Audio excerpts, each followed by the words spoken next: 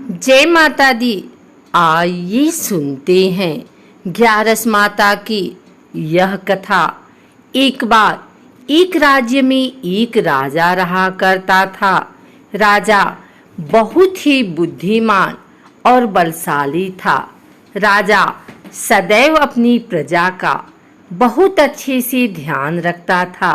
प्रजा भी अपने राजा को बहुत पसंद करती थी। राजा की दो बेटियां थी। राजा अपनी दोनों बेटियों से बहुत प्रेम करता था।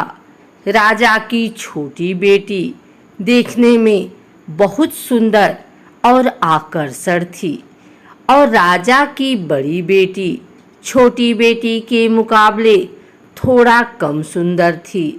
राजा की छोटी बेटी ग्यारस माता की पूजा किया करती थी और सभी लोग राजा की छोटी बेटी से बहुत प्रेम करते थे और बहुत प्रशंसा किया करते थे। राजा भी अपनी छोटी बेटी को बड़ी बेटी से अधिक प्रेम करता था, जिस कारण राजा की बड़ी बेटी को अपनी छोटी बहन से बहुत नफरत होने लगी। राजा की दोनों बेटियां जब बड़ी हो गई तब एक पड़ोस राज्य में रहने वाला राजकुमार राजा की बड़ी बेटी के लिए रिश्ता लेकर आया।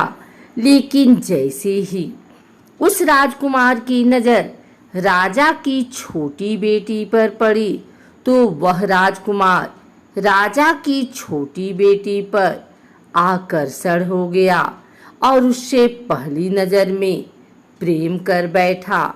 उस राजकुमार ने राजा की बड़ी बेटी के साथ विवाह करने से मना कर दिया और उसने राजा से कहा कि मैं आपकी छोटी बेटी से विवाह करना चाहता हूँ। जिसके बाद राजा की बड़ी बेटी यह देखकर अपनी छोटी बहन से बहुत क्रोधित हो गई और राजा की बड़ी बेटी ने अपनी छोटी बहन को अपना सबसे बड़ा दुश्मन मान लिया। राजा की बड़ी बेटी ने अपनी छोटी बहन से बदला लेने का निर्णय लिया, जिसके लिए उसने अपनी छोटी बहन को जान से मारने का प्लान बनाया। राजा की बड़ी बेटी ने अपनी छोटी बहन को मारने के लिए सबसे पहले एक लड्डू में जहर मिलाकर अपनी छोटी बहन को दे दिया और उसको लड्डू खाने के लिए कहा। लेकिन लड्डू खाने के बाद भी छोटी बहन को कुछ नहीं हुआ। बड़ी बहन यह देखकर बहुत आश्चर्यचकित हो गई, लेकिन बड़ी बहन ने हार नहीं मानी और उसने जब रात में छोटी बहन अपने कमरे में सो रही थी तब एक मटके में सांप रखकर उसे कमरे में छोड़ दिया। लेकिन सांप भी छोटी बहन का कुछ नहीं कर पाया। जिसके बाद बड़ी बहन ने अपनी छोटी बहन से कहा कि चलो हम लोग कुएं में से पानी भर कर लाते हैं। जिसके लिए वह अपनी छोटी बहन को पानी भरने के बहाने कुएं के पास ले गई और उसने अपनी छोटी बहन को कुएं में धक्का दे दिया। लेकिन छोटी बहन को तब भी कुछ नहीं हुआ, क्योंकि हर बार ग्यारस माता उसकी रक्षा कर रही थी और उधर बड़ी बहन अपने सारे प्रयासों के बाद असफल हो रही थी, जिससे वह बहुत क्रोधित होती जा रही थी। फिर उसने अपनी छोटी बहन के पास जाकर उससे खुद ही पूछा कि मेरी छोटी बहन, तुमको पता है भगवान ने सबकी मृत्यु एक निश्चित समय पर लिखी हुई है और कैसे तुम्हारी मृत्यु होगी, क्या यह तुम जानती हो? तब छोटी बहन ने अपनी बड़ी बहन को बताया कि हाँ, मैं तो जानती हूँ मेरी मृत्यु कैसे होगी। छोटी बहन से यह सुनकर बड़ी बहन मन ही मन बहुत प्रसन्न होने लगी और उसने अपनी छोटी बहन से कहा कि तो मुझे अपनी मृत्यु का राज बताओ। छोटी बहन ने अपनी बड़ी बहन से कहा कि मेरी मृत्यु तो एक तोते में है, जो तोते के गले में एक हार है, उससे मेरी मृत्यु होगी। जब तक कोई भी व्यक्ति तोते को मारकर वह हार अपने गले में पहनेगा तो मैं मूर्छित हो जाऊंगी, और जैसे ही उस हार को अपने गले से उतारेगा तो मैं वापस से जीवित हो जाऊंगी। अपनी छोटी बहन की मृत्यु का राज जानकर बड़ी बहन बहुत ही खुश हो गई और उसने अपनी छोटी बहन को मारने के लिए उसके पालतू तोते को ढूंढना शुरू कर दिया।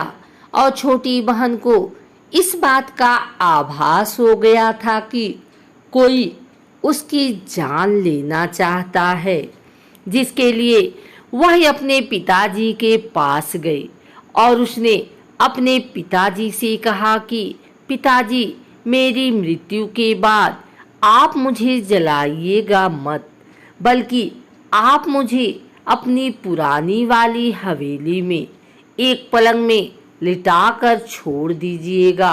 अपनी छोटी लड़की की यह बात सुनकर राजा बहुत आश्चर्यचकित हुए। राजा ने अपनी छोटी बेटी से पूछा, बेटी, तुम यह क्या कह रही हो? तब राजा की छोटी बेटी ने बताया, पिताजी, समय किसी के लिए नहीं रुका है, कब क्या हो जाए किसी को कुछ पता नहीं है। और फिर राजा ने अपनी छोटी बेटी से कहा कि तुम ऐसी बातें क्यों कर रही हो? 2-3 दिन में तो तुम्हारा विवाह है। लेकिन छोटी बेटी ने अपने पिताजी को ऐसा करने पर मजबूर कर दिया और उनसे वचन ले लिया। राजा ने भी अपनी छोटी बेटी की बात स्वीकार कर ली और 2-3 दिनों के बाद जब शादी का समय आया तब राजकुमार बारात लेकर राजा के घर आया और राजकुमार और राजा की छोटी बेटी का विवाह शुरू हो गया। जैसे ही राजा की छोटी बेटी राजकुमार के साथ फेरे लेना शुरू करती है, उसकी बड़ी बहन अपनी छोटी बहन के कमरे में जाकर उसके तोते को पकड़ लेती है और उसको जान से मार देती है। तोते के गले में जो हार था उसको अपने गले में धारण कर लेती है। जैसे ही बड़ी बहन उस हार को अपने गले में धारण करती है, उधर छोटी बहन 3.5 ही फेरे ले पाती है और वहीं पर बेहोश होकर गिर जाती है। जिसके बाद राजा ने बड़े दर्द हकीमों को बुलाया और अपनी छोटी बेटी का इलाज करने के लिए कहा। राजा की बात सुनकर वैद्य ने छोटी बेटी को जब चेक किया तो राजा को बताया कि आपकी छोटी बेटी ना तो जीवित है और ना ही मरी हुई है। यह मैं ऐसा पहली बार देख रहा हूँ। राजा ने वैद्य और हकीम को यह बात बाहर बताने से मना कर दिया और उनको कहा कि अगर तुमने यह बात किसी को बाहर बताई तो हम तुम्हें फांसी दे देंगे। राजा ने अपनी छोटी बेटी को पुराने महल में ले जाकर एक पलंग पर लिटा दिया और वहां पर कुछ सैनिकों को तैनात कर दिया। वापस अपने महल पर आ गया। राजा की बड़ी बेटी अपने पिताजी के पास आई और कहने लगी कि पिताजी, अगर यह शादी संपन्न नहीं हुई तो आपकी इज्जत का क्या होगा? आप कहें तो मैं आपकी इज्जत बचाने के लिए राजकुमार से शादी करने के लिए तैयार हूँ। जिसके बाद राजा ने अपनी बड़ी बेटी की बात मान ली और राजा ने बड़ी बेटी को छोटी बेटी के कपड़े पहनाकर मंडप पर भेज दिया। लेकिन राजकुमार यह जान गया कि राजा की छोटी बेटी नहीं है, बल्कि यह राजा की बड़ी बेटी है। लेकिन जब राजकुमार ने शादी करने से मना किया तो सभी लोगों ने राजकुमार को विवश करके राजा की बड़ी बेटी से बचे हुए फेरों को संपन्न करा दिया और विवाह करवा दिया। जिसके बाद राजकुमार राजा की बड़ी बेटी को अपने महल ले गया। राजकुमार राजा की बड़ी बेटी से ना तो बात करता था, न ही उसको पसंद करता था और ना ही उसके आसपास भटकता था।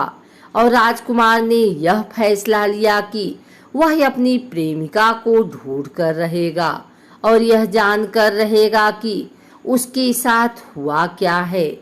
एक दिन राजकुमार अपने घोड़े पर सवार होकर राजा के पुराने महल के पास पहुंच गया, जहां पर उसने कुछ सैनिकों को देखा। महल के पास पहुंचकर राजकुमार ने जब महल को ध्यान से देखा तो वह समझ गया कि यह तो हमारे ससुर जी का महल है। तब राजकुमार ने सैनिकों से पूछा, तुम लोग यहाँ क्या कर रहे हो और इस महल के अंदर उस पलंग में कौन लेटा है? जिसके बाद सैनिकों ने बताया कि यहाँ पर राजा की छोटी बेटी लेटी है। यह सुनकर राजकुमार बहुत प्रसन्न हो गया और वह तुरंत अपनी प्रेमिका के पास पहुंच गया और उसकी सेवा करने लगा। जैसे ही रात हुई तो राजा की छोटी बेटी उठकर खड़ी हो गई। राजकुमार यह देखकर बहुत खुश हो गया और उसने अपनी प्रेमिका से पूछा कि तुम यहाँ क्या कर रही हो? तुम मेरे साथ मेरे घर चलो। राजा की छोटी बेटी ने राजकुमार को सारी बातें बता दी कि मेरी जान एक तोते में बसी थी और मैंने यह बात सिर्फ अपनी बड़ी बहन को बताया था और मुझे पता है कि उसने ही मुझे मारने का प्रयास किया है। उसके पास एक हार है जिसको वह सुबह पहन लेती है और रात को उतार देती है। जब तक वह हार को पहन ले रहती है तब तक मैं मूर्छित रहती हूँ और जैसे ही वह हार को उतार देती है तो मैं जीवित हो जाती हूँ। और जब तक मेरी बड़ी बहन के पास वह हार है तब तक मैं ऐसे ही जीवित और मूर्छित होती रहूंगी।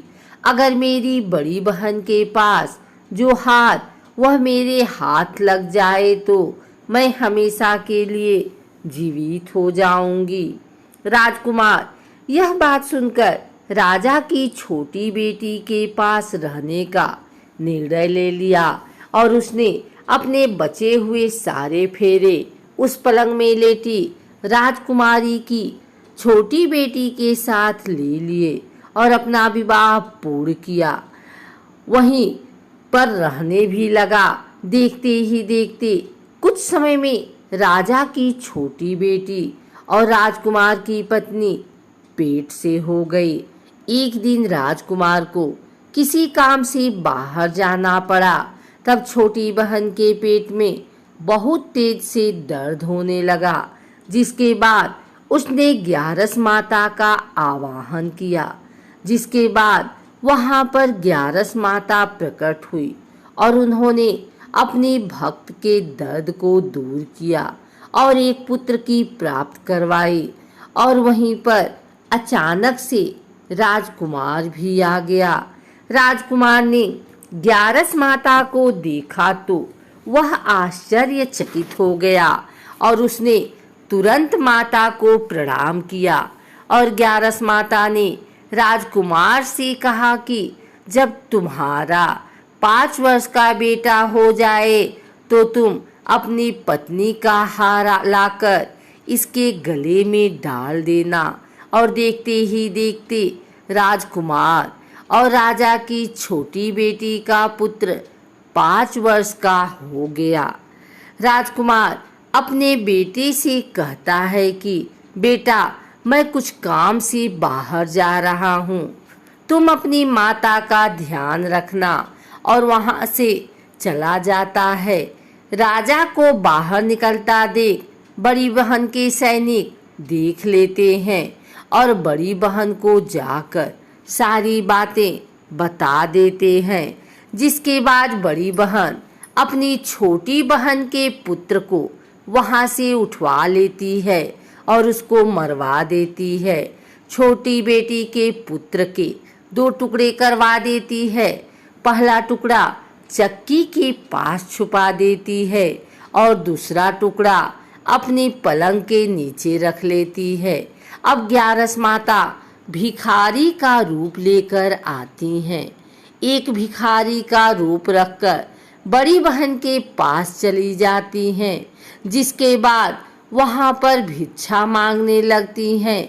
बड़ी बहन अपने नौकरों से कहती है कि जाकर भिक्षा दे दो। लेकिन जैसे ही नौकर 11 माता को भिक्षा देने के लिए आते हैं तो माता उन्हें मना कर देती हैं और कहती हैं कि मैं तुम्हारी महारानी से ही भिक्षा लूंगी।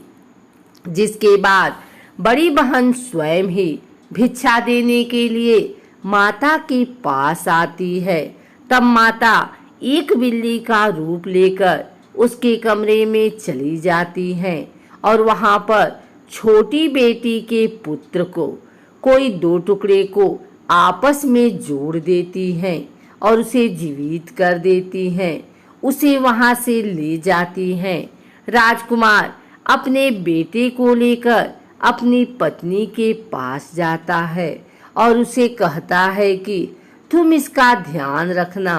अगर तुम इस बच्चे का अच्छे से ध्यान रखोगी तो मैं तुमसे बात करूँगा। एक दिन राजकुमार अपने बच्चे से कहता है कि तुम मम्मी से उनके गले का हार मांग लो। जिसके बाद राजकुमार का लड़का अपनी माँ के पास जाता है और कहता है कि माँ, मुझे तुम्हारा हार चाहिए जो तुमने गले में पहन रखा है।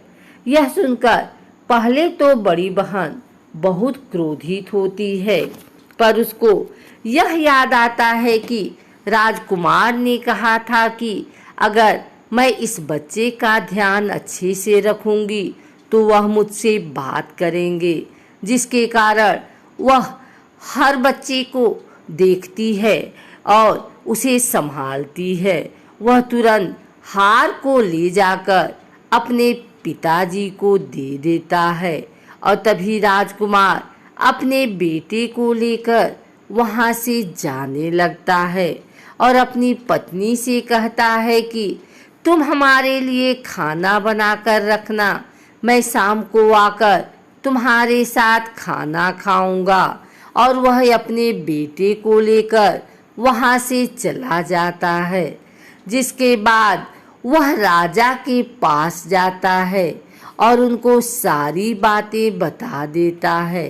राजा अपनी बड़ी बेटी की यह करतूत सुनकर बहुत क्रोधित होते हैं और अपनी परवरिश पर ही दोष देने लगते हैं और राजकुमार को अपनी छोटी बेटी के साथ रहने के लिए आदेश देते हैं।